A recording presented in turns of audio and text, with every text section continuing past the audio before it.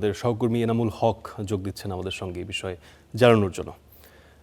এনাম, কি পরিস্থিতি দেখছেন সেখানকার যারা উৎসুক বা প্রত্যাশী যেই ক্যান্ডিডেটস বা প্রার্থীরা রয়েছেন তাদের দৌড়ঝাঁপ কেমন দেখছেন, তারা কি আশাবাদ ব্যক্ত করছেন এবং কোন কোন নামগুলো এখন পর্যন্ত এগিয়ে আছে সেই বিষয়ে কোনো ধারণা পেয়েছেন কিনা?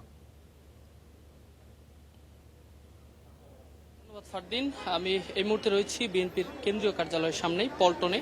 এখানেই সকাল 11টা থেকেই আজকের যে ত্রয়োদশ জাতীয় সংসদ নির্বাচনের সংরক্ষিত নারী আসনের যে ফর্ম বিতরণ সেটি শুরু হয়েছে। সেটি উদ্বোধন করেছেন দলের সিনিয়র যুগ্ম মহাসচিব অ্যাডভোকেট রুহুল কবির রিজভী, যিনি প্রধানমন্ত্রীর রাজনৈতিক উপদেষ্টা। এর সাথে আমরা যেটি দেখেছি ঠিক 11টা থেকেই কিন্তু মনোনয়ন ফর্ম বিতরণ শুরু হয়েছে।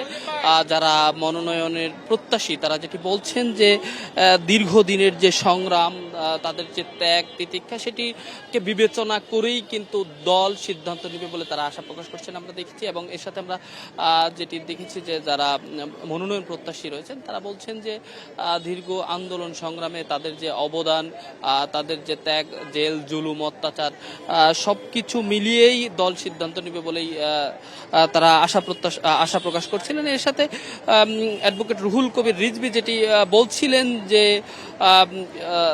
সকল কিছু বিবেচনা করেই দল সিদ্ধান্ত নেবে এবং দলীয় যে সিদ্ধান্ত আসবে সেটি সকলকে মেনে নেওয়ার আহ্বানও কিন্তু তিনি জানিয়েছেন। এবং তিনি যেটি জানিয়েছেন, আগামী 3 দিন এখানে মনোনয়ন ফর্ম যখন উঠাবে ঠিক তখনই তারা জমা দিতে পারবেন এবং উঠানো এটি 3 দিন চলতে থাকবে। আগামী 3 দিনের মধ্যেই এটি সম্পন্ন হবে। এবং প্রার্থীরা যেটি বলছিলেন যে দীর্ঘ আন্দোলন সংগ্রাম, যে তাদের অবদান, তারা যে জেল খেটেছে, জুলুমের শিকার হয়েছে, সবগুলো বিবেচনা করেই দল সিদ্ধান্ত নেবে বলে কিন্তু তারা আশা প্রকাশ করছেন। এবং এর সাথে দলের পক্ষ থেকে রুহুল কবির রিজভীও কিন্তু একই কথাই জানাচ্ছিলেন যে